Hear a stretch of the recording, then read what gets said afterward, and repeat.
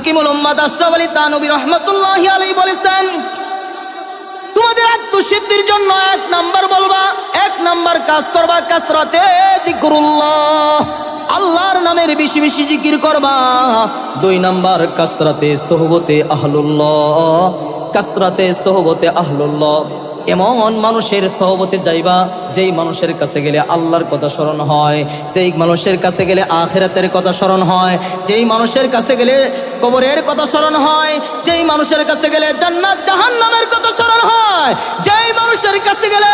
দুনিয়ার মধ্যে নিজেকে অপরাধী মনে হয়, এমন কিছু মানুষ জমিনের মধ্যে আছে, ওই মানুষের কাছে তোমরা যাইবা, তাহলে তোমাদের দিল পরিষ্কার হবে। আর এমন কিছু মানুষ জমিনের মধ্যে আছে যাদের কাছে গেলে আজকে যাইবা কালকে তোমার বিড়ি টানতে মনে চাইবে, ঠিক কিনা বলেন? আজকে যাইবা কালকে তোমার চুরি করতে মনে চাইবে, আজকে যাইবা কালকে তোমার জেনা করতে মনে চাইবে, আছে কিনা?